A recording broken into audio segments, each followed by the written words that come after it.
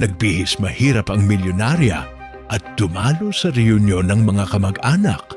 Subalit nagulat talaga siya dahil sa pilitan siyang pinalabas ng mga ito. Magandang araw sa inyo, mga kaserye. Ngayon ay buklatin natin ang panibagong pahina na naglalaman ng paksang sa likod ng payak na damit.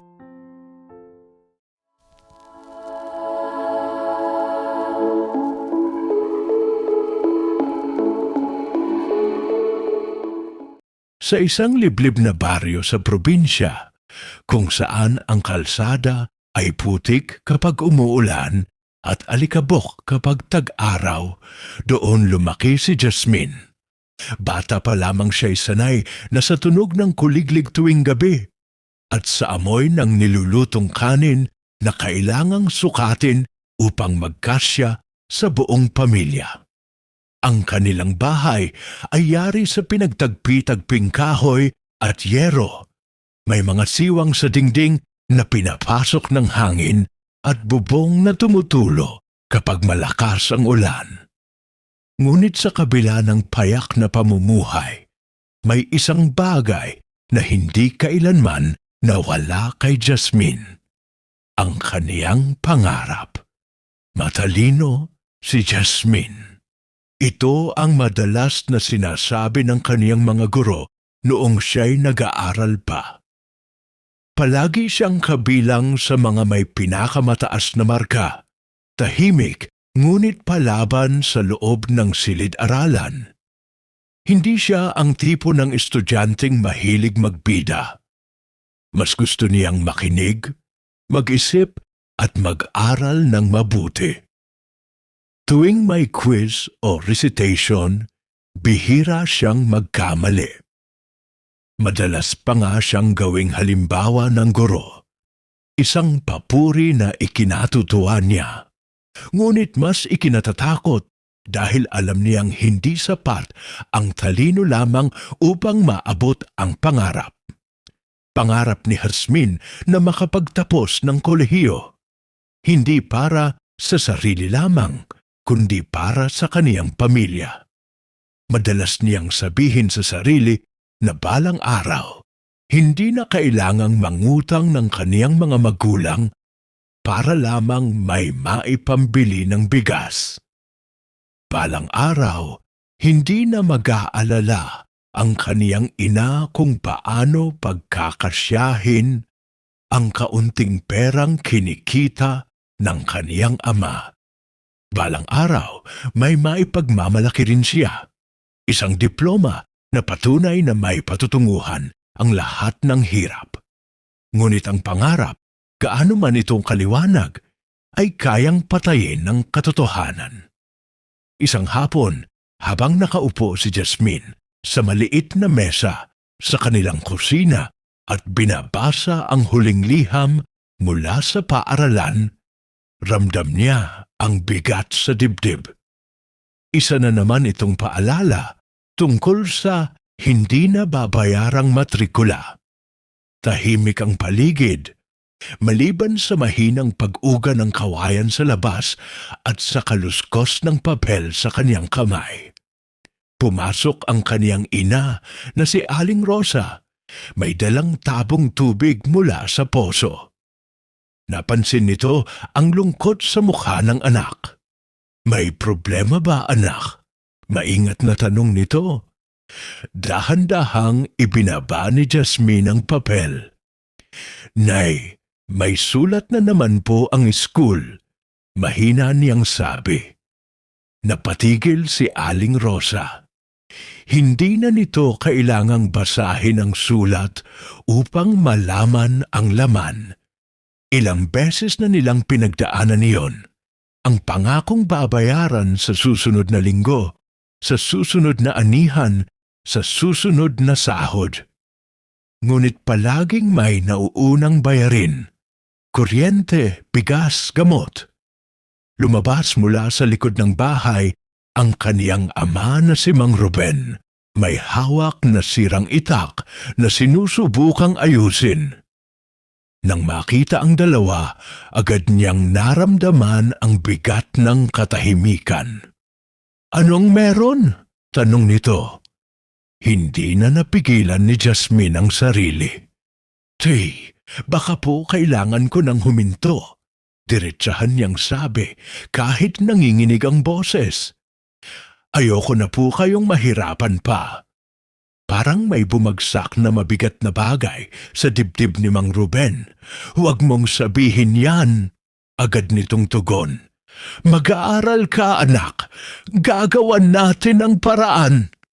Ngumiti si Jasmine, ngunit pilit lamang. "Ilang paraan na po ba ang ginawa natin, Tay?" Tanong niya, hindi bilang panunumbat, kundi bilang pag-amin. "May utang pa po tayo sa tindahan.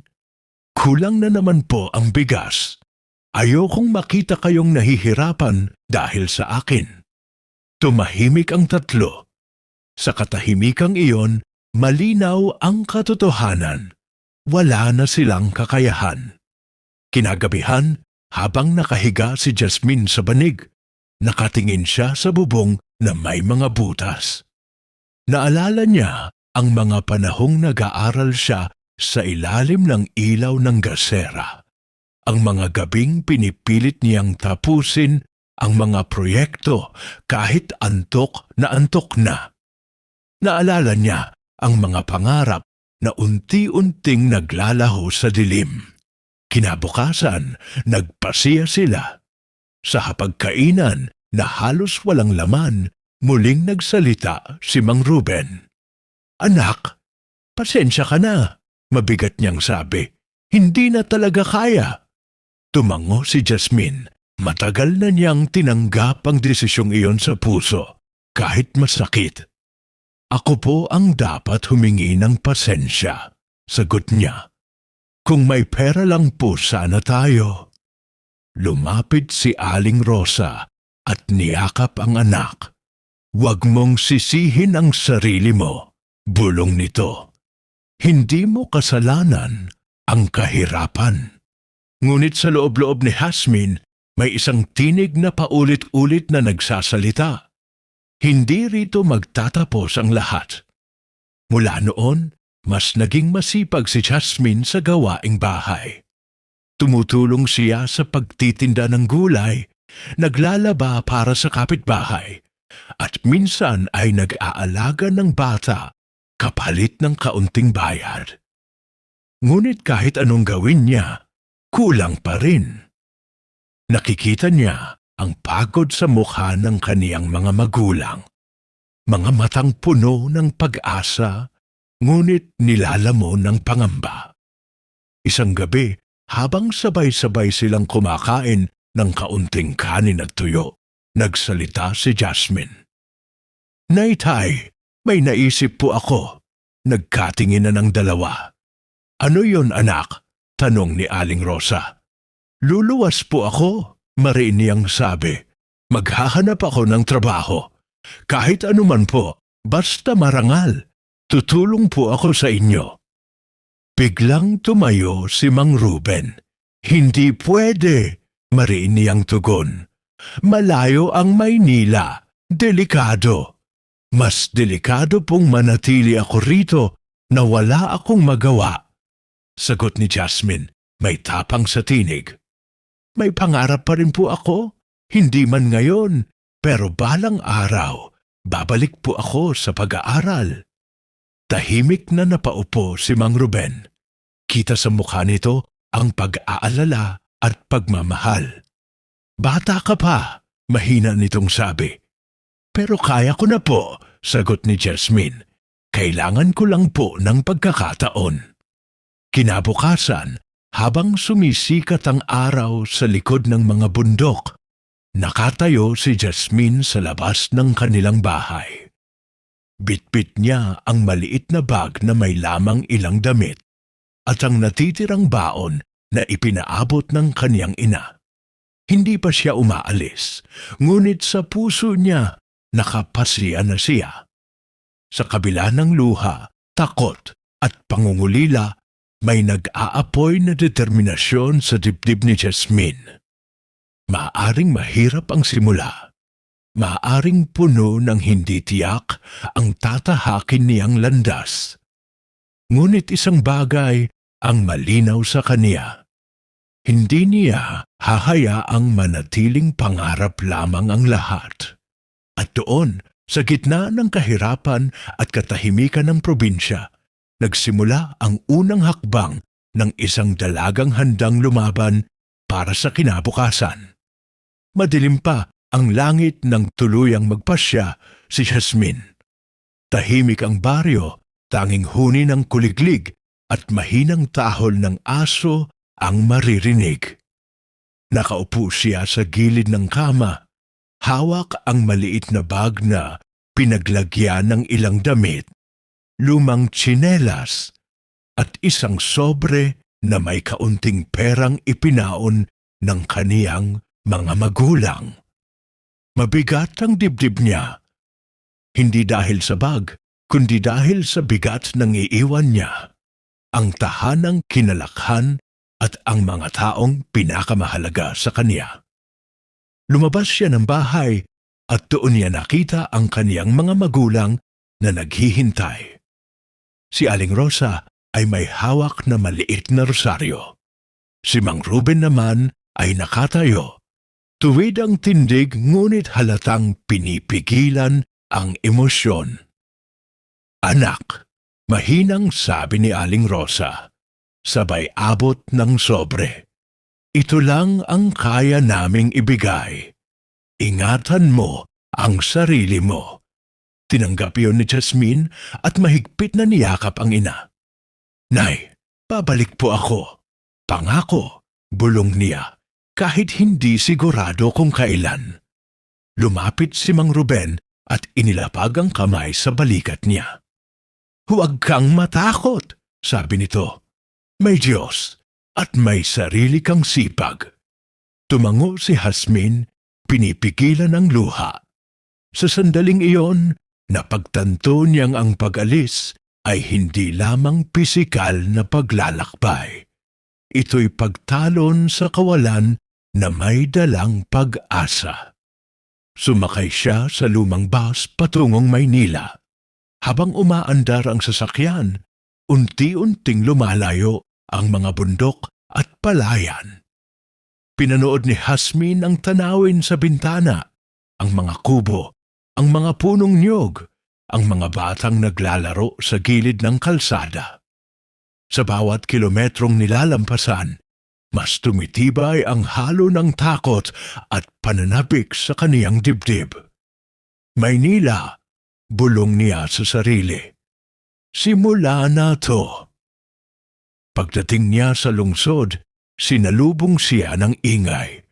Busina, sigawan ng konduktor, yabag ng nagmamadaling mga paa. Para siyang nalunod sa dami ng tao at gusali. Ibang-iba ito sa tahimik na probinsya. Mahigpit niyang hinawakan ang bag at huminga ng malalim. Sa mga sumunod na araw, naglakad si Jasmine kung saan-saan.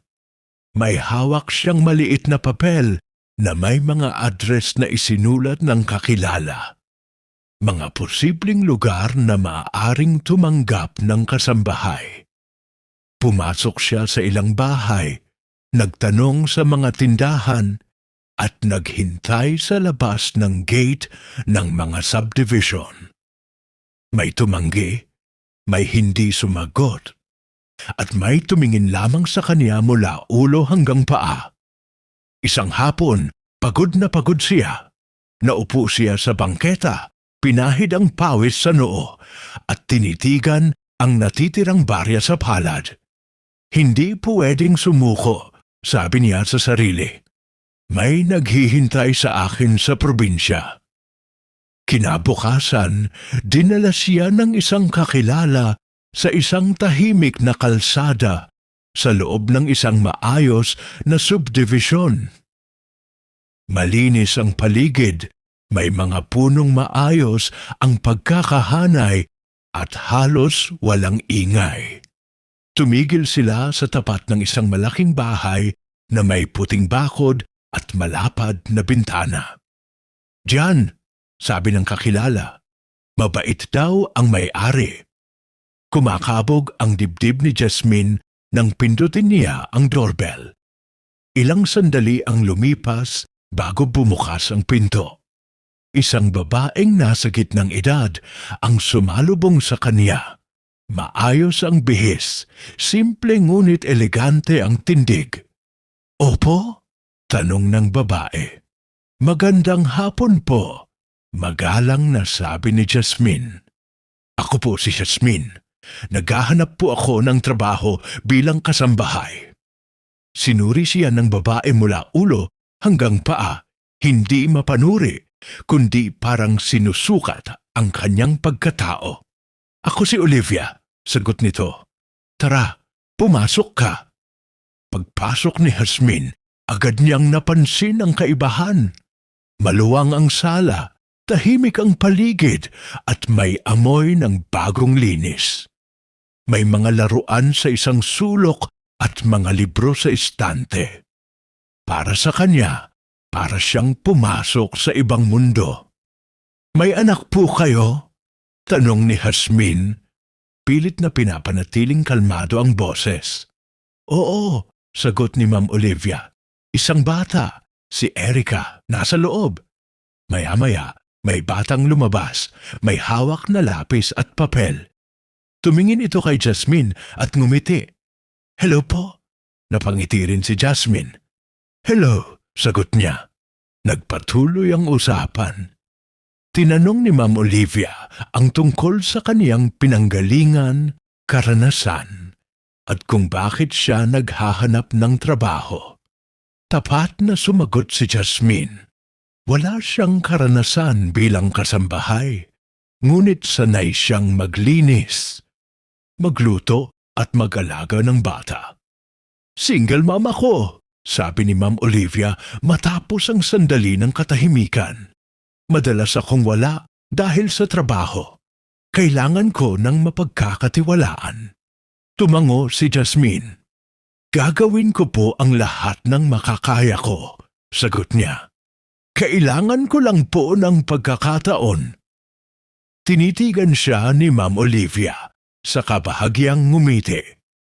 "May bakante kang kwarto dito," sabi nito. "Kung papayag ka, maaari kang magsimula bukas."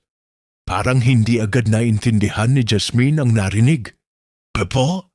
Nauutal niyang sabi. "Tinanggap kita," ulit ni Ma'am Olivia. "Mukha kang tapat at kailangan ko iyon." Napaluha si Jasmine. Mabilis siyang yumuko. "Maraming salamat po," nanginginig ang boses. "Hindi po kayo magsisisi." Kinagabihan, nakaupo si Jasmine sa maliit na kwarto na inilaan sa kanya. Malinis ang kama, may maliit na bintana at tahimik ang paligid. Ibang-iba sa ingay ng labas. Humiga siya at tumingin sa kisame. Sa unang pagkakataon mula nang umalis siya ng probinsya, nakahinga siya ng maluwag. May simula, bulong niya sa sarili. May pag-asa. Bago matulog, tinawagan niya ang kaniyang mga magulang gamit ang hiniram na cellphone. "Naitay," masigla niyang sabi. "Kahit may luha sa mata, may trabaho na po ako." Sa kabilang linya, narinig niya ang buntong hininga ng ginhawa at ang mga salitang matagal na niyang gustong marinig. Mga salitang nagsabing tama ang kaniyang desisyon. Habang unti-unting dinadalaw ng antok si Jasmine, alam niyang hindi pa tapos ang laban. Ngunit sa tahimik na bahay ni Ma'am Olivia, sa gitna ng lungsod na dati kinatatakutan niya, nagsimula ang bagong yugto ng kaniyang buhay. Isang yugto na puno ng hamon, ngunit may bitbit na pag-asang maaaring baguhin ang kaniyang kapalaran. Tahimik ang bahay tuwing umaga, kapag umaalis si Ma'am Olivia para sa kaniyang mga negosyo. Maaga itong gumigising, mabilis na naghahanda at palaging may hawak na teleponong walang tigil sa pagtunog. Sanay na si Jasmine sa ganitong eksena. Sa bawat pagsara ng pinto, alam niyang sa kaniya maiiwan ang isang mahalagang responsibilidad, ang pag-aalaga kay Erica. Jasmine, ako na ang bahala kay Mami mamaya ha? Masiglang sabi ng bata, minsang isuot nito ang kaniyang tsinelas. Napangiti si Jasmine habang inaayos ang buhok ni Erica. Sige, pero kailangan muna nating tapusin ang homework mo, sagot niya. May lambing sa tinig. Hindi nahirapan si Jasmine kay Erica. Masayahin ng bata, palabiro at madaling kausap. Ngunit sa tuwing oras na ng aralin, agad na lumalabas ang pagiging pilyo nito.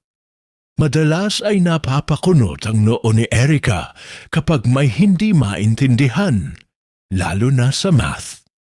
Isang hapon, nakaupo sila sa mesa sa sala. Nakakalat ang lapis, kwaderno at libro. Nakapamewang si Erica, nakatitig sa papel. Ayoko na, sabi ng bata, may himig ng inis. Ang hirap naman nito. Lumapit si Jasmine at marahang hinila ang silya palapit sa bata. Tingnan natin, sabi niya. Hindi naman siya mahirap. Kailangan lang natin siyang unawain. Tinuro ni Jasmine ang problema. Dahan-dahan niyang ipinaliwanag, hinahati ang solusyon sa maliliit na hakbang. Gumamit siya ng halimbawa, mga mansanas, candy at laruan. Mga bagay na madaling maunawaan ng bata. Ah, ganun pala yon. Biglang sigaw ni Erica sabay ngiti. Ang dali lang pala, napangiti si Jasmine. Oh, kaya mo yan. Kailangan mo lang ng tiyaga. Hindi na malaya ni Jasmine na nakatayo na pala sa may pintuan si Ma'am Olivia.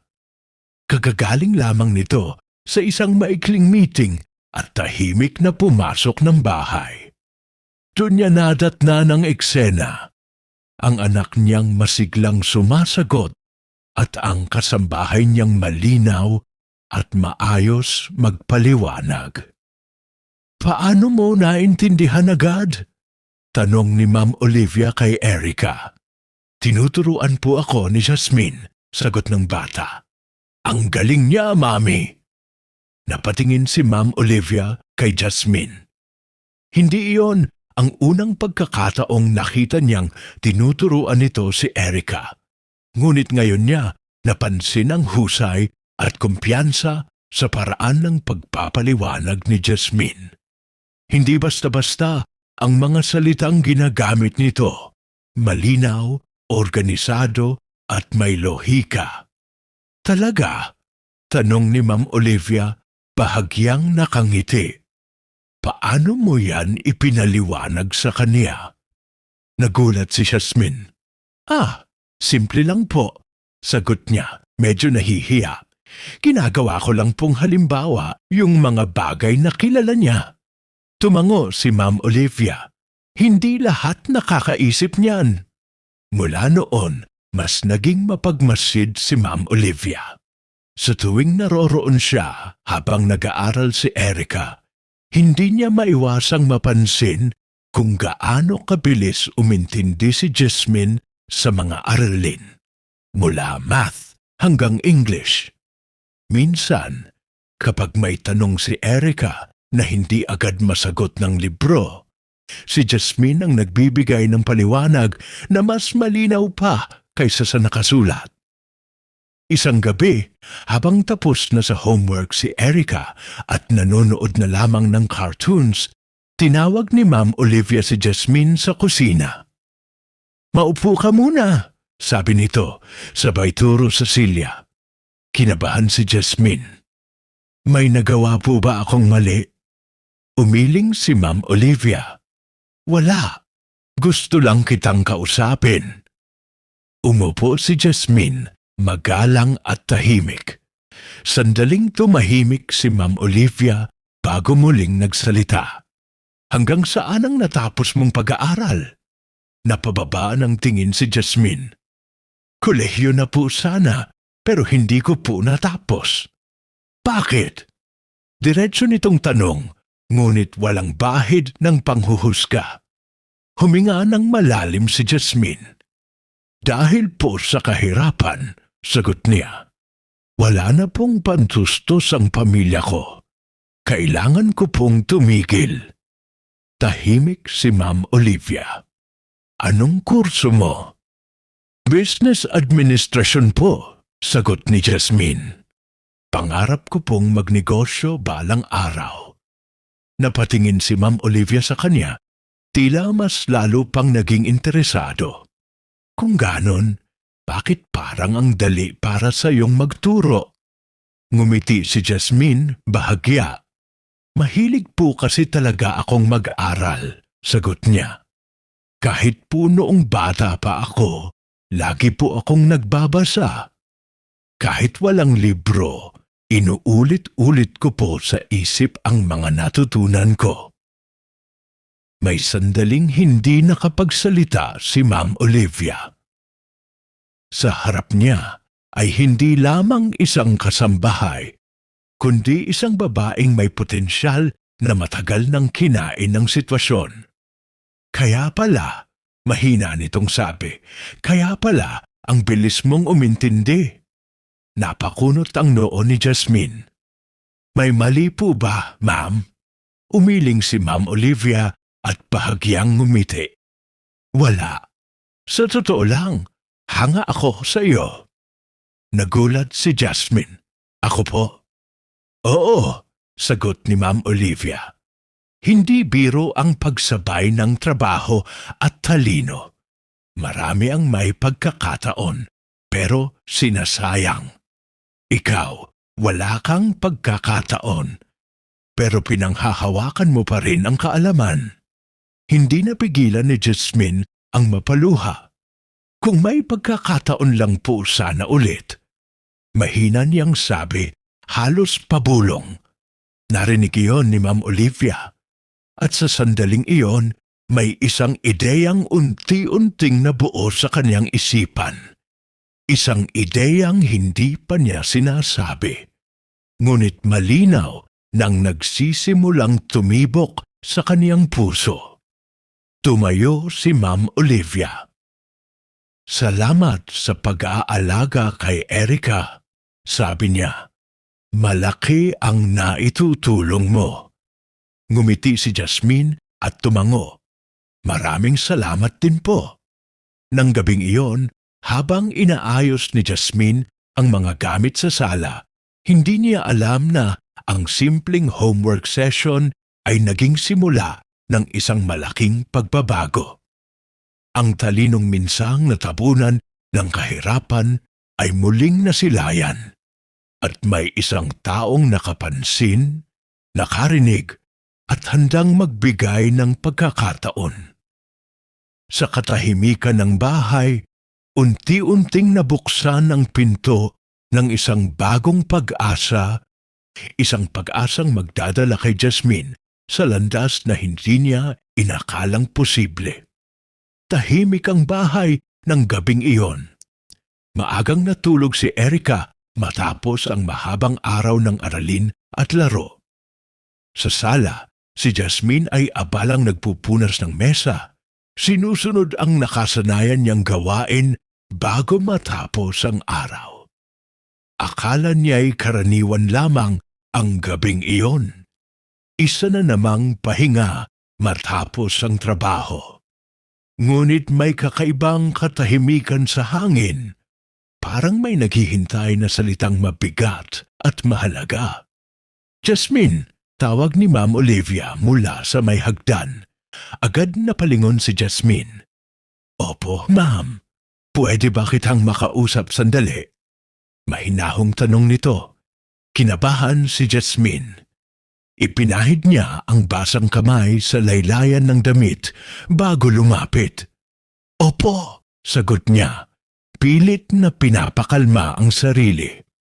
Umupo si Ma'am Olivia sa sofa at itinuro ang katabing upuan. Maupo ka. Sumunod si Yasmin. Tuwid ang likod, nakayuko ang ulo, parang estudyanteng tinawag sa opisina ng guro. Ilang sandali munang nanahimik si Ma'am Olivia, wari inaayos ang mga salitang bibitawan. Matagal na kitang inoobserbahan, panimula nito. Lalong kinabahan si Yasmin. May nagawa ba akong mali? Tanong niya sa sarili. Napapansin ko kung paano mo turuan si Erica. Pagpapatuloy ni Ma'am Olivia. Hindi lang basta pagtuturo. May sistema, may lalim. Hindi iyon basta natututunan. Nagtaas ng tingin si Jasmine. Ginagawa ko lang po ang makakaya ko, ma'am. Tumango si Ma'am Olivia. At yun ang dahilan kung bakit gusto kitang kausapin. Huminga siya ng malalim bago nagsalita muli. Nabanggit mo noong isang gabi na hindi mo natapos ang kolehiyo. Bahagyang napalunok si Jasmine. Opo. Sayang, diretsahang sabi ni Ma'am Olivia. Ngunit walang bahid ng awa, kundi panghihinayang. Malaki ang potensyal mo. Napababa ng tingin si Jasmine. Ganon po talaga kapag mahirap? Mahina niyang sagot, kailangan pong mamili. Tumahimik muli ang paligid. Marahang nagsalita si Ma'am Olivia, mas seryoso ang tinig. Jasmine, gusto mo pa bang mag-aral? Parang may tumigil na oras. Dahan-dahang nagangat ng ulo si Jasmine. Hindi sigurado kung tama ang narinig niya. Pipo? Nauutal niyang tanong. Kung bibigyan ka ng pagkakataon, ulit ni Ma'am Olivia, gusto mo pa bang ipagpatuloy ang pag-aaral mo? Nanikip ang dibdib ni Jasmine. Biglang bumalik sa kanya ang mga alaala. Ang uniforme sa kolehiyo, ang mga notebook na hindi na niya natapos sulatan, ang pangarap na inilibing niya para sa pamilya. Hindi niya agad nasagot ang tanong. Sa halip, dahan-dahang tumulo ang luha sa kaniyang pisngi. Opo, tuluyan niyang nasabi, nanginginig ang boses. Gustong-gusto ko po, araw-araw ko pong iniisip yon. Tahimik na nakinig si Ma'am Olivia. Pagkaraan ng ilang sandali, nagsalita ito ng mga salitang tuluyang yumanig sa mundo ni Jasmine. Kung ganon, sabi nito, pag-aaralin kita. Napamulat ang mga mata ni Jasmine. Ma'am, halos pabulong niyang sabi, akala ay nagkakamali lamang siya ng dinig. Ako ang sasagot sa matrikula mo. Malinaw na sabi ni Ma'am Olivia. Habang nagtatrabaho ka rito, maaari kang mag-aral. Walang bayad, walang kapalit, maliban sa ipagpatuloy mo ang ginagawa mong maayos na trabaho. Parang binuhusan ng malamig na tubig si Jasmine. Halo ang gulat, saya at takot. Ma'am, hindi ko po alam ang sasabihin ko. Umiiyak niyang tugon. Napakalaki po niyan. Ngumiti si Ma'am Olivia, panayad ngunit matatag. Alam ko. At naiintindihan ko kung natatakot ka. Pero gusto kong malaman mo, naniniwala ako sa iyo. Hindi na napigilan ni Jasmine ang sarili. Tumayo siya at yumuko ng malalim. Maraming salamat po. Paulit-ulit niyang sabi, nanginginig ang buong katawan. Hindi ko po sasayangin ang tiwala ninyo. Tumayo rin si Ma'am Olivia at inilagay ang kamay sa balikat ni Jasmine. Hindi mo kailangang patunayan ang sarili mo sa akin, sabi nito. Gusto ko lang na bigyan ka ng pagkakataong hindi mo nakuha noon. Kinagabihan, halos hindi makatulog si Jasmine. Paulit-ulit sa isip niya ang mga salitang pag-aaralin kita. Parang panaginip na ayaw niyang magisingan. Ngunit kasabay ng tuwa ay ang takot. Kaya ko ba? Paano ang pamilya ko?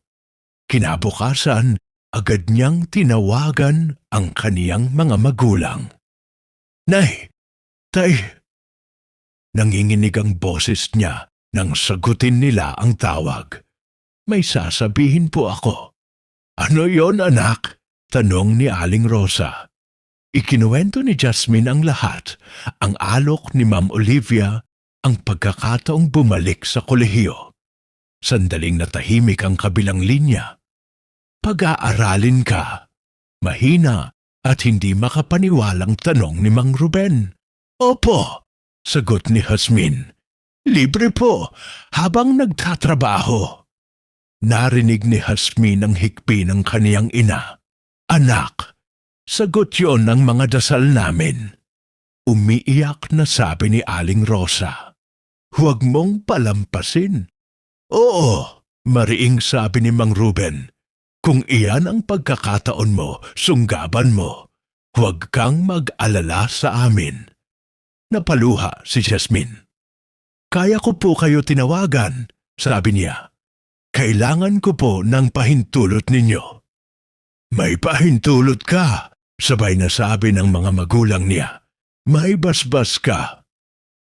Pagkababa ng tawag, umupo si Jasmine sa gilid ng kama at napayakap sa sarili. Sa unang pagkakataon matapos ang mahabang panahon, hindi na lamang pangarap ang kolehiyo, ito'y isa ng malinaw na landas. Kinagabihan, muling nag-usap sina Jasmine at Ma'am Olivia upang ayusin ang mga detalye, ang schedule, ang mga paaralang maaaring pasukan, at kung paano niya pagsasabayin ang trabaho at pag-aaral. Lahat ng iyon ay pakinggan man ay mabigat. Para kay Jasmine ay tila musika sa tainga. Hindi magiging madali, paalala ni Ma'am Olivia. Pero kung handa ka, handa rin akong sumuporta. Tumango si Jasmine, puno ng determinasyon. Handa po ako.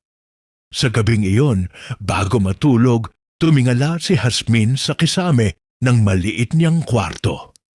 Tahimik ang paligid, ngunit sa loob niya ay may ingay ng pag-asa, mga pangarap na muling nabuhay, mga planong unti-unting humuhubog. Minsan pala, sapat na ang isang taong may mabuting puso upang baguhin ang direksyon ng isang buhay. At para kay Jasmine, ang gabing iyon ang simula ng panibagong umaga. Mabilis lumipas ang mga araw mula nang magsimula si Jasmine sa kolehiyo. Kung dati maaga siyang gumigising upang maglinis ng bahay at maghanda ng almusal, ngayon ay mas maaga pa. 5:00 pa lamang ng umaga ay gising na siya. Tahimik na bumabangon upang hindi magising si Erica. Saka sisimulan ang paulit-ulit na rutina. Magwalis, magpunas, magluto, maglaba. Habang ang iba'y naghahanda para pumasok sa opisina o paaralan, si Jasmine ay nagsisimula na ng isang araw na puno ng trabaho. Jasmine, huwag mong kalilimutan ang baon mo. Paalala ni Ma'am Olivia isang umaga habang nagmamadaling isuot ang blazer. Opo, ma'am, sagot ni Jasmine sabay abot ng kape. Kahit antok, pilit siyang ngumiti. Pagkaalis ni Ma'am Olivia at pagkaalis ni Erica papuntang paaralan, sandaling humihinto si Jasmine upang huminga. Minsan, napapaupo siya sa gilid ng silya. Hawak ang tuwalya, ramdam ang bigat sa balikat. Ngunit hindi siya nagtatagal. May oras siyang hinahabol. Sa hapon, matapos ang gawaing bahay, naghahanda na siya para sa klase. Isinusukpit ang simpleng bag na may lamang mga libro at notebook. Saka lalabas ng bahay na may halong kaba at pananabik. Sa jeep, papuntang paaralan, madalas siyang napapikit. Hindi dahil sa antok lamang, kundi dahil sa pagod na unti-unting kumakain sa kanya. Sa loob ng silid-aralan, ibang mundo ang hinaharap ni Jasmine. May mga kaklasing diretsyo mula sa komportabling bahay. May mga baon pang kape at merienda. Siya naman ay tahimik na nakaupo sa gilid, maingat na nakikinig. Sinusulat ang bawat salitang binibigkas ng propesor. Alam niyang wala siyang karapatang magsayang ng oras. Bawat minuto ay mahalaga. Isang gabi, habang nagbabasa siya ng makapal na aklat, napapikit siya sa pagod. Bumagsak ang ulo niya sa mesa. Nang magising, pasado 2:00 na ng madaling araw. Biglang bumigat ang dibdib niya. Hindi ko na yata kaya. Mahina niyang bulong sa sarili. Kinabukasan, mabagal ang kilos niya. Napansin niyon ni Ma'am Olivia. Pagod ka ba? Tanong nito habang nag-aalmusal sila. Medyo lang po, sagot ni Jasmine, pilit na nakangiti. Tinitigan siya ni Ma'am Olivia. Huwag mong pilitin ang sarili mo, paalala nito. Pwede kang magpahinga kung kailangan. Umiling si Jasmine. Kaya ko po, mariin niyang sagot. Ayokong masayang ang pagkakataong ibinigay ninyo. Hindi na nagsalita si Ma'am Olivia, ngunit malinaw ang pag-aalala sa mga mata nito. Habang tumatagal, mas lalong bumibigat ang mga araw ni Jasmine. May mga gabing hindi niya maintindihan ang binabasa dahil sa antok. May mga umagang nalalata siya habang naglalaba. Minsan, habang nagwawalis, napaupo siya sa sahig at tuluyang napaiyak. Bakit ba ang hirap? Umiiyak niyang tanong sa sarili. Hindi ba sapat ang sipag? Sa sandaling iyon, sumagi sa isip niya ang mukha ng kaniyang mga magulang. Ang pagod na mga mata ng ama. Ang pilit ng ngiti ng ina tuwing may naibibigay siyang kaunting pera. Naalala niya ang mga salitang binitiwan ni Ma'am Olivia. Naniniwala ako sa iyo. Pinunasan niya ang luha at tumayo. Hindi ako susuko. Mahina, ngunit matatag niyang sabi. Unti-unting natutunan ni Jasmine ang disiplina. Gumawa siya ng schedule, oras para sa trabaho, oras para sa pag-aaral, at kahit kaunting oras para sa pahinga. Tinuruan niya ang sarili na maging mas maingat sa oras, mas matatag sa pagod. Kapag inaantok, nagkakape siya. Kapag nanghihina, nagdarasal siya. Isang gabi, nadatnan siya ni Ma'am Olivia na nag-aaral sa mesa kahit halos pumikit na ang mga mata. Jasmine, tawag nito. Magpahinga ka na. Ngumiti si Jasmine. Konti na lang po, ma'am. Umupo si Ma'am Olivia sa tapat niya. Alam mo, sabi nito, hindi lang talino ang puhunan mo, lakas ng loob din. Napatingin si Jasmine. Kailangan po, sagot niya. Wala po akong fallback. Tumango si Ma'am Olivia. At yan ang dahilan kung bakit malayo ang mararating mo. Sa mga susunod na linggo, napansin ni Jasmine ang pagbabago sa sarili. Hindi na siya agad nanghihina. Natutunan niyang magtiis ng hindi nagrereklamo. Kapag may pagsusulit, mas determinado siya. Kapag may gawain sa bahay, mas organisado siya. Unti-unti, hinuhubog siya ng pagod, hindi upang wasakin, kundi upang patibayin. May mga gabing nakahiga siya sa kama, pagod na pagod, ngunit may ngiti sa labi. Isang araw pa, bulong niya, isang araw na naman ang nalagpasan ko. Hindi naging madali ang mga araw ni Jasmine. Walang romantikong tagpo, walang biglaang himala. Tanging paulit-ulit na sakripisyo, pawis at luha. Ngunit sa bawat araw na lumilipas, mas lumilinaw sa kanya ang isang katotohanan. Ang tagumpay ay hindi ibinibigay. Ito'y pinaghihirapan. At sa gitna ng dalawang mundong kaniyang ginagalawan, bilang kasambahay sa umaga at estudyante sa gabi, unti-unting nabubuo ang isang babaeng hindi na lamang nangangarap, kundi lumalaban. Maaga pa lamang ay gising na si Jasmine. Tahimik ang bahay, ngunit ang dibdib niya'y maingay, puno ng kaba at pananabik. Sa harap ng salamin, marahan niyang inayos ang suot na toga. Sa bawat paghaplos niya sa tela, para siyang humahawak sa mga gabing puyat, sa mga umagang pagod, sa mga luha at dasal na minsan niyang inakalay walang patutunguhan. Ngayon, narito siya sa araw na matagal niyang pinangarap.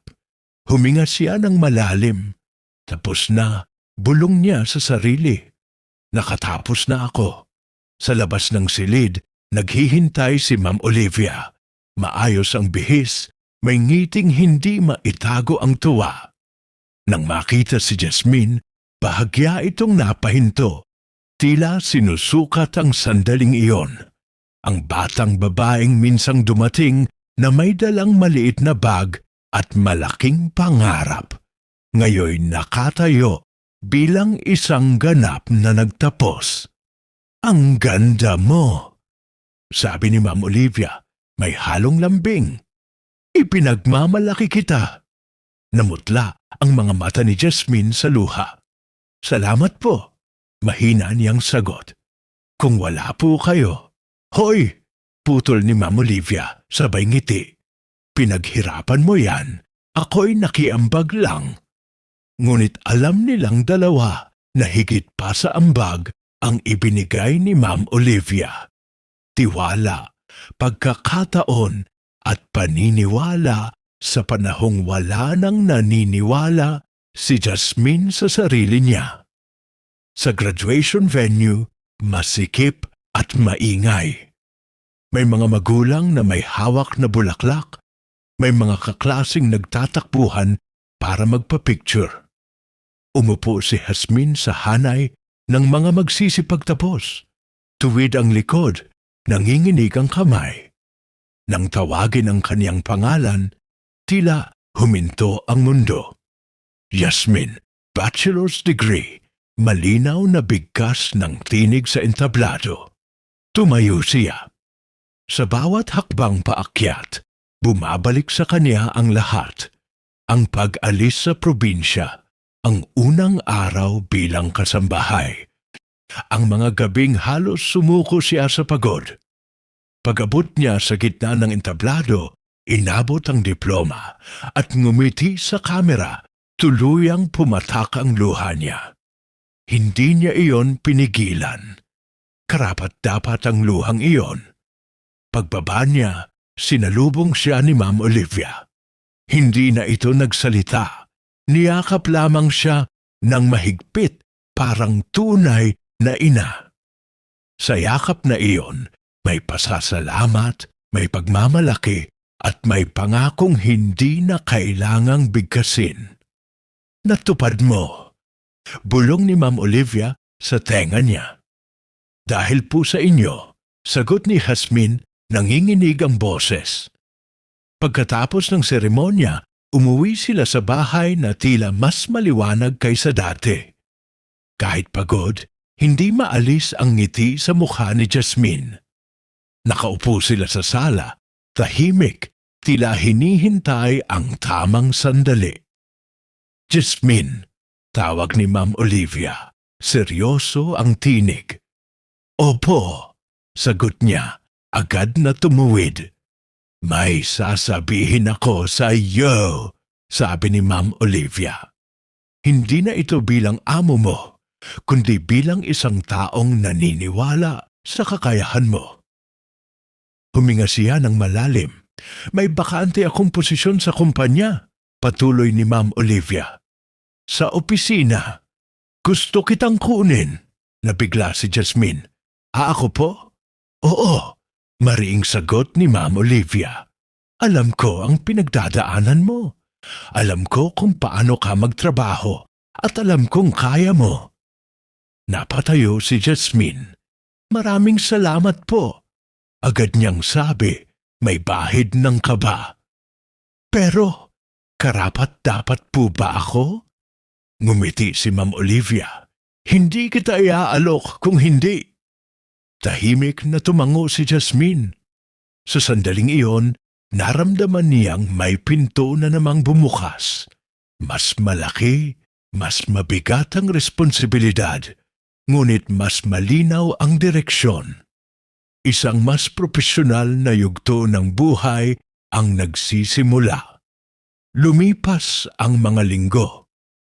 Unang araw ni Jasmine sa opisina, maaga siyang dumating. Maayos ang bihis, may dalang notebook at panulat. Mga simpleng bagay na para sa kanya ay simbolo ng panibagong simula. Hindi na siya naglilinis ng bahay sa umaga. Ngayon, nakaupo siya sa mesa, nagbabasa ng mga dokumento, nakikinig sa mga meeting. May kaba? Oo, ngunit higit ang pananabik. Relax ka lang, sabi ni Ma'am Olivia minsang napansin ang paninigas niya. Magaling ka. At unti-unti, napatunayan iyon ni Jasmine.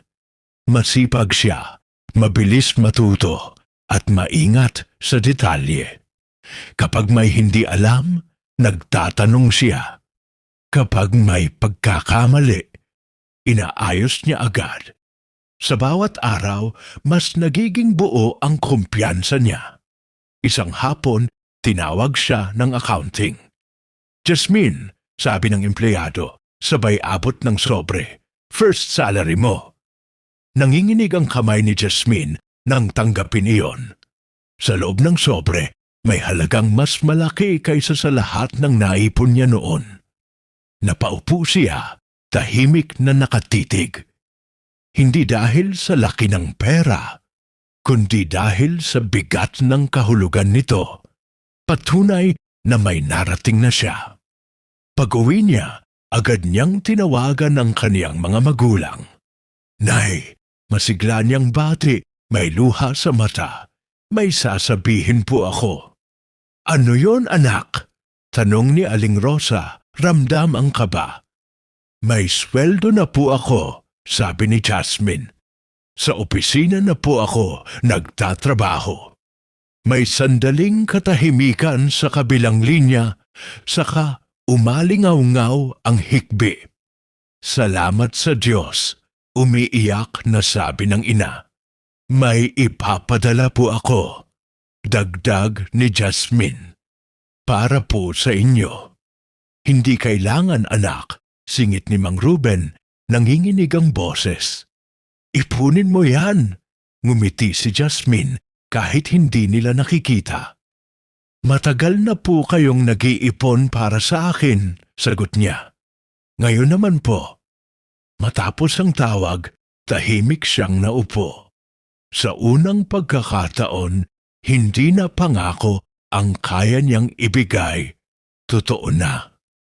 At sa gabing iyon, bago matulog, pinasalamatan ni Jasmine ang Diyos, ang kaniyang mga magulang, at ang babaeng nagbukas ng pintuan ng pagkakataon. Hindi pa rito nagtatapos ang lahat. Alam niyang mas mahaba pa ang lalakbayin. Ngunit sa araw na iyon, sa pagitan ng diploma at unang sahod, malinaw sa kanya ang isang katotohanan. Ang mga pangarap na pinaghirapan dumarating sa tamang oras at sa tamang tao. Sa bawat araw na pumapasok si Jasmine sa opisina, pakiramdam niya ay may binubuksang bagong pahina sa kaniyang isipan. Hindi na lamang siya empleyadong sumusunod sa utos. Isa na siyang taong natututo kung paano umiikot ang mundo ng negosyo, ang pagpaplano, ang pagtitimbang ng desisyon, ang pagharap sa panganib. Tahimik siyang nakikinig sa mga meeting, masinsing nagbabasa ng mga ulat, at maingat na nagtatanong kapag may hindi malinaw. Alam niyang bawat kaalamang napupulot niya ay puhunan sa hinaharap. Isang hapon, habang nag-aayos siya ng mga dokumento, napansin ni Ma'am Olivia ang kaniyang seryosong anyo. "May iniisip ka?" Tanong nito, nakatayo sa tabi ng mesa niya. Nagangat ng tingin si Jasmine. "Opo," aminado niyang sagot. "Iniisip ko po kung paano nagsimula ang kumpanya ninyo." Napangiti si Ma'am Olivia. "Mahabang kwento yon." "Gusto ko pong matutunan," sabi ni Jasmine. May ningning ang mga mata. "Balang araw po kasi, gusto ko ring magtayo ng sarili kong negosyo." Hindi agad sumagot si Ma'am Olivia. Tinitigan niya si Jasmine. Ang kumpiyansa sa tinig, ang determinasyong hindi na bago sa kanya. "Kung ganon," wika niya sa wakas, "makinig ka ng mabuti dahil hindi sapat ang sipag. Kailangan ng tiyaga at tamang pag-iisip."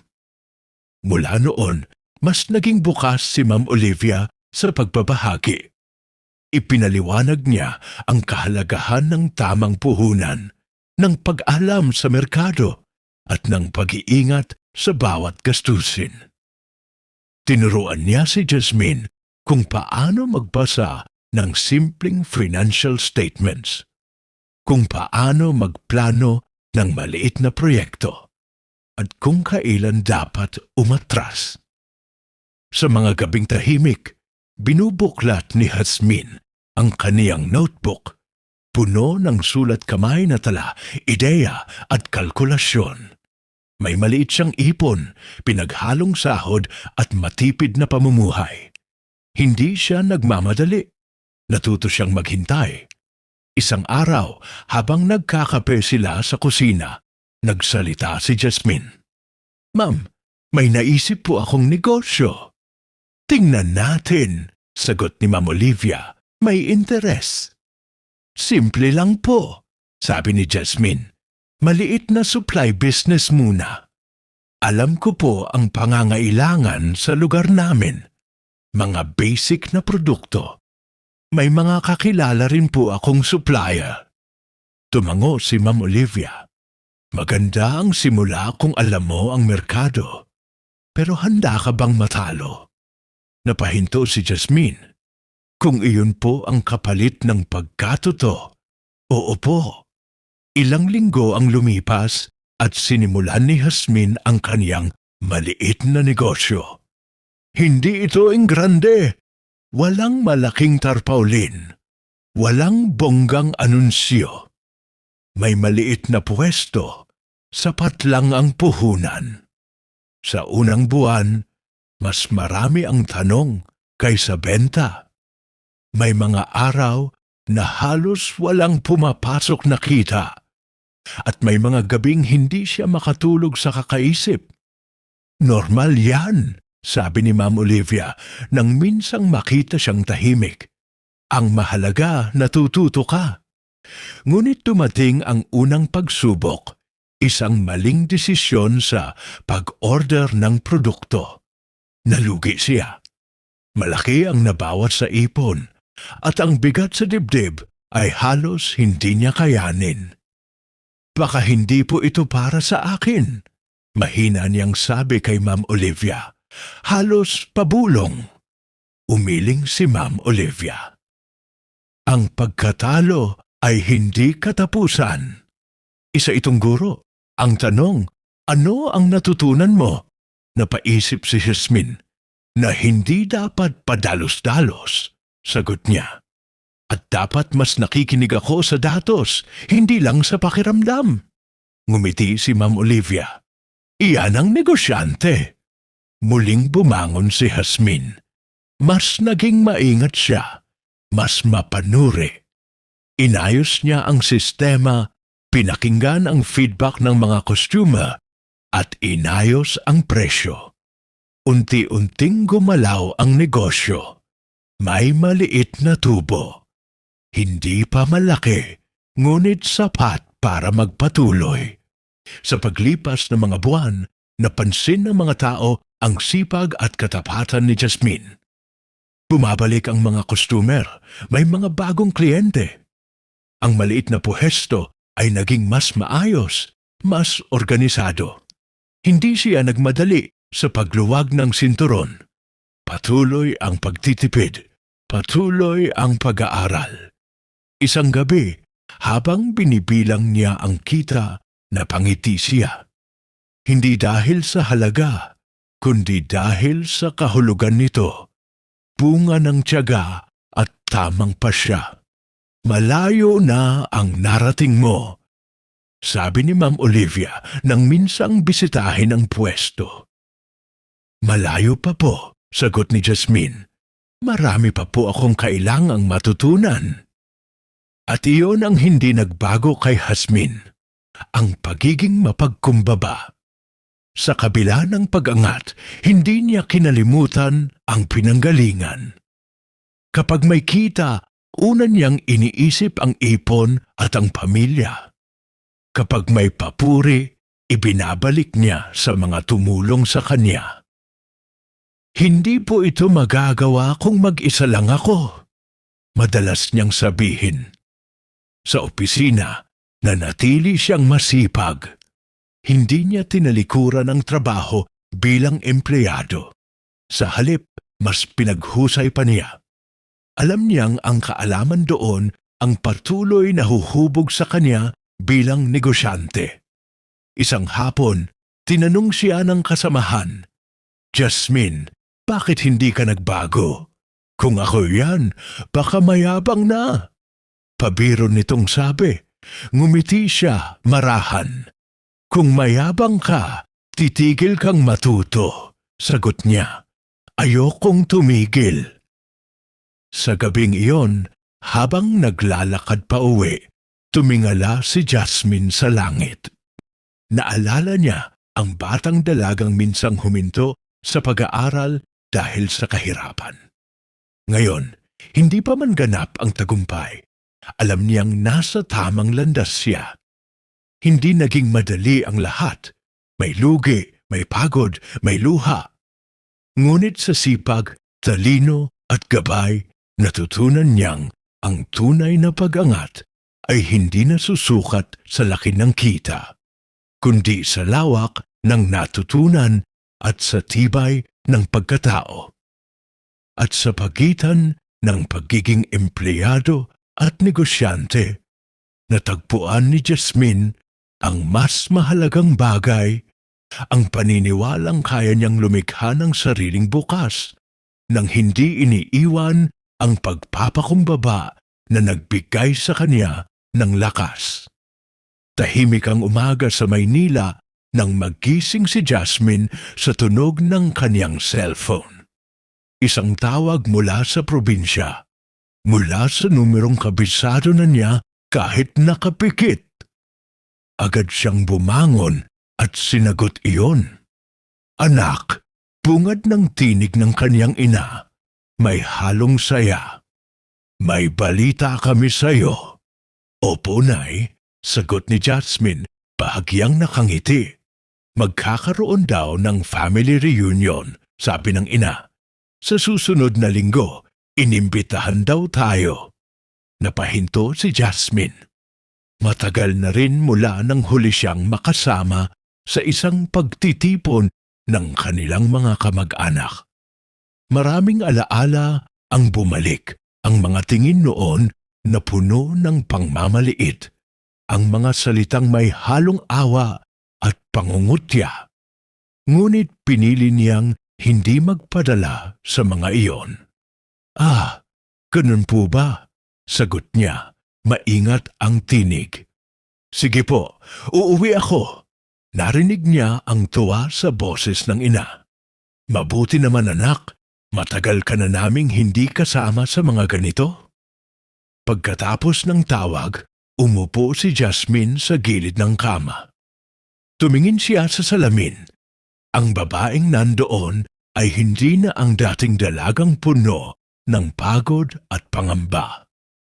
Ngayon, may kumpiyansa na sa mga mata, may katahimikang dala ng tagumpay. Ngunit sa kabila ng lahat, ramdam niya ang bigat ng pag-uwi. Sa kusina, naadatnan siya ni Ma'am Olivia na nagkakape. Tila malalim ang iniisip. May problema? Tanong nito. Uuwi po ako sa probinsya, sagot ni Jasmine. May family reunion. Ngumiti si Ma'am Olivia. Matagal mo na ring hindi nakikita ang mga kamag-anak mo. Opo, tugon ni Jasmine. Sana po, maging maayos. Tiningnan siya ni Ma'am Olivia, wari na uunawaan ang hindi binibigkas. Mag-ingat ka, paalala nito. At tandaan mo, kung ano ka ngayon ay bunga ng pinaghirapan mo. Tumango si Jasmine. Opo, ma'am. Sa paghahanda ng kaniyang pag-uwi, hindi nag-aksaya ng oras si Jasmine sa pagpili ng mamahaling damit. Binuksan niya ang aparador at tumampot ng simpleng blusa at pantalon. Malinis, maayos, ngunit walang bakas ng karangyaan. Tumingin siya sa mga branded na gamit na nakahilera sa loob. Saka marahang isinara ang aparador.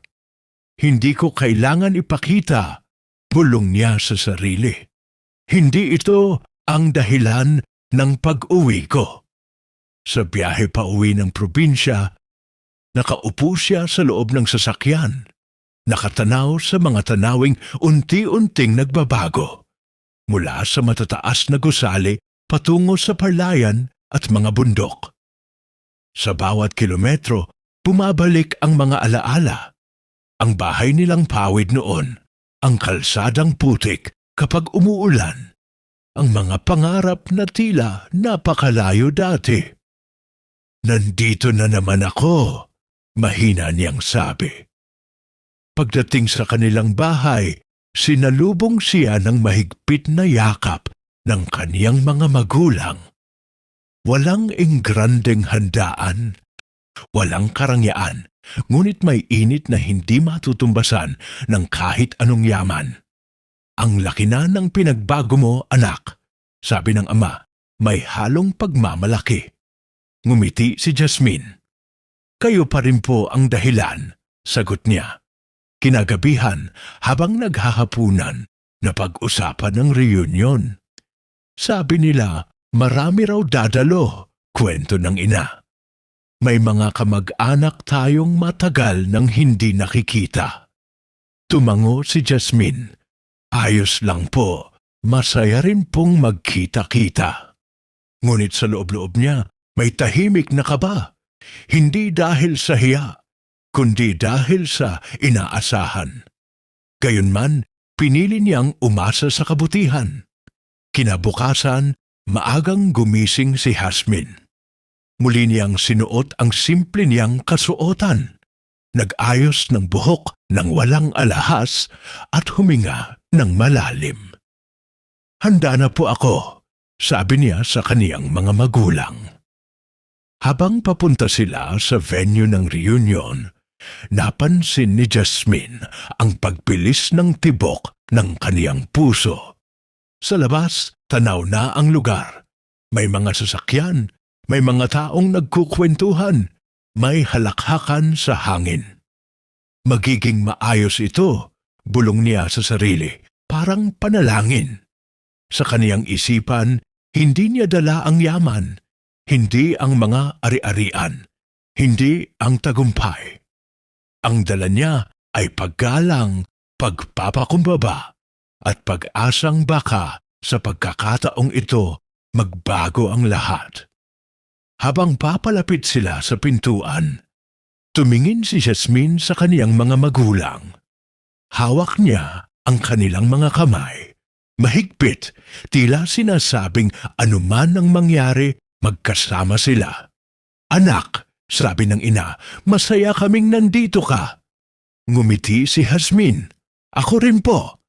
Sa loob ng kaniyang dibdib, may tahimik na pananabik. Hindi para ipakita kung sino na siya ngayon, kundi para muling maramdaman ang pagiging bahagi ng isang pamilya. Umaasa siyang sa pagtitipong iyon, mas mananaig ang dugo kaysa yabang, ang alaala kaysa panghuhusga. Hindi niya alam kung ano ang sasalubong sa kanila. Ngunit sa sandaling iyon, malinaw ang kaniyang pasya.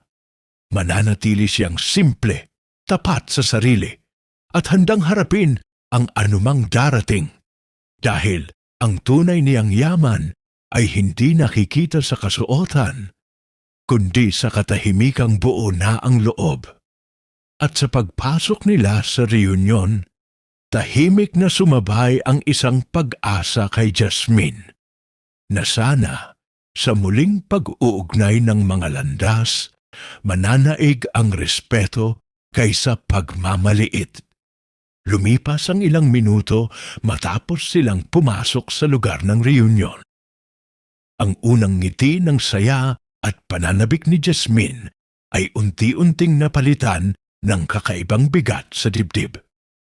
Hindi ito ang karaniwang pagtanggap na inaasahan niya mula sa mga kamag-anak na matagal na niyang hindi nakikita. Sa halip, may kakaibang pangungutya sa mga mata ng ilan at halakhak na tila ipinapakita ang kanilang panlilibak. "Uy, tingnan ninyo!" Sigaw ng isa sa mga kamag-anak. Sino pa itong suot na simpleng damit? Hindi ba't mayaman na ang anak nila ngayon? Napatingin si Jasmine sa paligid. Ang mga dating kakilala, mga kamag-anak na dati nakasama niya sa pista at handaan, ngayoy tila nagbago. Ang mga mukha puno ng panguuyam at hindi nakatakas sa kaniyang paningin ang kababaan sa kanilang sinasabi. "Dito lang kayo para sa hugasan ng pinggan." Dagdag ng isa pang kamag-anak, sabay tawa. Tila panunukso, tila pangungutya sa pinaghirapang buhay ng pamilya niya. Napatingin ang mga magulang ni Jasmine, halatang nagulat at naiinis. "Ano ang sinasabi ninyo?" Tanong ng ama, bahagyang nanginginig ang boses. "Kami po ang nagimbita sa inyo, hindi ba?" Ngunit sagot lamang ang halakhak at mas malakas pang tawa. "Oo, inimbita namin kayo." Sagot ng isa, may bahid ng pangungutya. "Pero hindi para maging bahagi ng reunion namin, kundi para maging tagahugas ng pinggan." Pumutok ang tensyon sa paligid. Ang mga salitang iyon ay parang tinik na dahan-dahang pumatak sa puso ni Jasmine. Naramdaman niya ang pagigting ng galit, ng sakit at ang bigat ng dignidad na tila nadidurog. Tumahimik siya, walang sagot, ngunit malinaw sa kaniyang mga mata ang nagmumultong apoy ng paghihigpit at paninindigan. "Magalang kaming dumating at ito ang tinatanggap namin?" Tanong ni Jasmine. Tahimik ngunit matatag. Pilit niyang kinokontrol ang pagkilos ng kamay. "Hindi niyo ba naiintindihan?" Sambit ng isa sa mas matandang kamag-anak. "Kung hindi kayo aalis ngayon, tatawag kami ng pulis." Napakapit si Jasmine sa balikat ng kaniyang ina, ngunit hindi siya natakot. Sa halip, may kalmadong determinasyon sa kanyang mga mata. Ang kaniyang isip ay abala sa mga planong hindi biglaang isa sa katuparan. Ngunit malinaw sa puso niya na hindi niya hahayaang lamunin ng pang-iinsulto ang kanilang dangal. Habang nag-uusap ang mga kamag-anak, tahimik na tinitingnan ni Jasmine ang paligid. Ang mga taong sa tingin nila ay may karapatan silang maliitin. Ang mga mesa at upuan na tila binalak lamang para sa kanilang panlilibak. At ang hangin na puno ng kabastusan. Halos maramdaman niya ang alon ng pagkapahiya sa kaniyang pamilya. Ngunit pinilit niyang manatiling kalmado. Ang mga magulang niya, bagamat nagtataka at may halong galit, ay tahimik na nakatingin sa anak. Alam nilang may plano si Jasmine, bagamat hindi pa nila alam kung ano. At sa tahimik na mga sandali, naramdaman ni Jasmine ang bigat ng responsibilidad. Hindi lamang bilang anak, kundi bilang taong nagtagumpay mula sa kahirapan, na may karapatang ipagtanggol ang dangal ng pamilya. Hindi kami pwedeng manatili kung ganito ang trato sa amin. Mariing sabi ni Mang Ruben, nanginginig ang tinig, ngunit may tinatagong galit. Ngunit may pang-uyam at halakhak pa rin sa paligid. Ay, nangyari na rin pala ang mayamang anak na ito. Sambit ng isa, may pangungutya. Akala namin mananatili kayong mahirap kagaya ng dati. Tahimik si Jasmine, ngunit sa isip niya'y umiikot ang bawat detalye. Naiisip niya ang mga taon ng paghihirap, ang mga gabing nagtrabaho bilang kasambahay, ang mga puyat sa pag-aaral, ang unang sahod na ipinadala sa kanilang probinsya. Napagtanto niya kung gaano kalaki ang pinagdaanan nila bilang pamilya at ang karapatan nilang ipagmalaki ang tagumpay ng may dignidad. Tumigil siya sandali, huminga ng malalim at saka lumapit sa kaniyang mga magulang. Tay-nay, mahinang bulong ngunit may bigat. Huwag po kayong mag-alala. Lahat ng ito ay may hangganan. Napatingin ang ina at ama. Sa kanilang mata may halong takot, galit at pag-asa. Alam nilang may plano si Jasmine at ang plano niyang iyon ay hindi nagmumula sa galit lamang kundi sa karunungan at disiplina. Habang nagkakagulo ang mga kamag-anak, dahan-dahan namang tiningnan ni Jasmine ang mga tao. Bawat isa ay may halong pagtataka at pang-uuyam. Ngunit sa loob niya, malinaw ang isang bagay. Hindi siya magpapaapi. Hindi niya hahayaang masagasaan ang dignidad ng kaniyang pamilya. Tahimik si Jasmine sa loob ng lumang bahay ng kanilang pamilya sa probinsya. Ang mga kamag-anak ay patuloy sa halakhak at pang-uuyam, abala sa panlilibak sa kanilang simpleng kasuotan at payak na paraan ng pamumuhay. Ngunit sa puso niya may matibay na determinasyon. Panahon na upang ipakita ang katotohanan, ngunit hindi para magyabang, para ipagtanggol ang dangal ng pamilya. Kumuha siya ng cellphone at tinawagan ang kaniyang driver. Kuya Leo, punta ka na dito. Kailangan namin ng sasakyan. Mahinang sabi niya, puno ng katiyakan.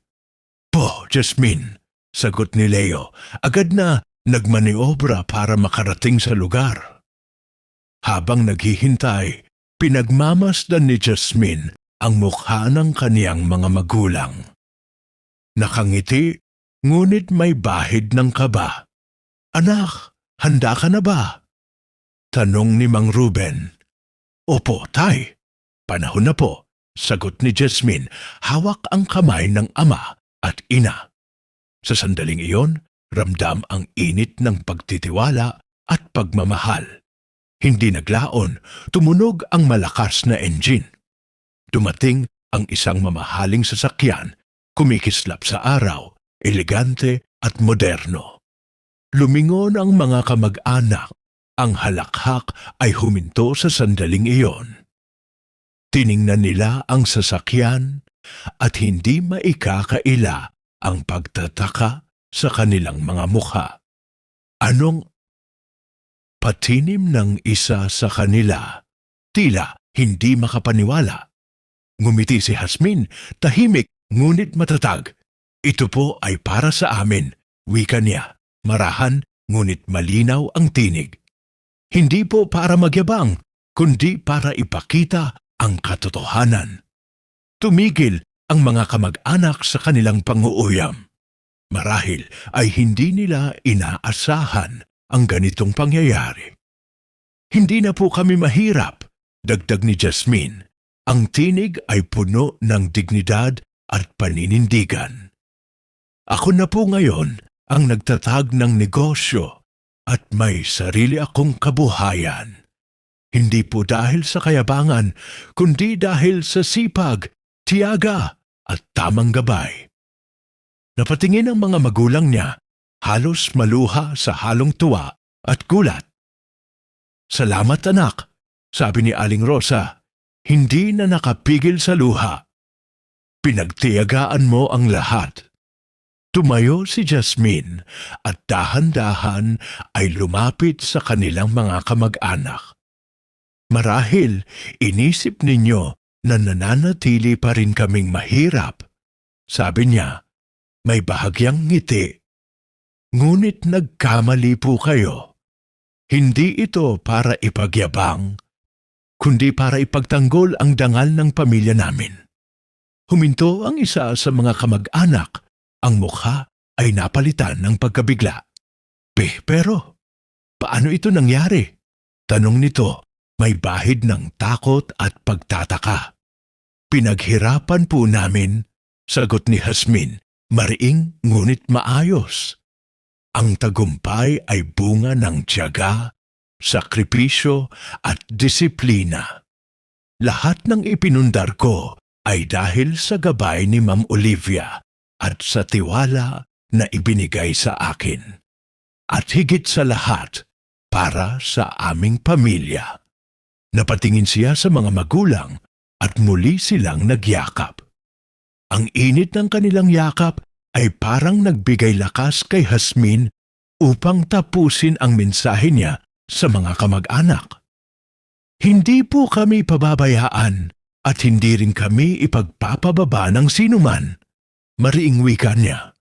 Kaya ngayon, aalis na kami, ngunit hindi dahil sa galit, kundi para magsimula ng bagong buhay, malayo sa panghuhusga at kabastusan. Tahimik na tumayo ang mga kamag-anak. Wala ng halakhak, walang pang-uuyam. Ang kanilang mga mata ay nagulat, nagtataka, at tila hindi makapaniwala sa nakikita. Hindi nila inasahan ang ganitong uri ng lakas at determinasyon mula sa batang dati nilang tinitingnan na mahirap at payak. Pagkatapos, dahan-dahan, pinasok ni Jasmine ang kanilang mga magulang sa sasakyan. Sumunod siya. Umupo siya sa likod. Tinitingnan ng mga nagulat na mukha ng mga kamag-anak at marahang ngumiti. Ang ngiti niya ay hindi puno ng kayabangan, kundi may halong tagumpay, dignidad at kapayapaan.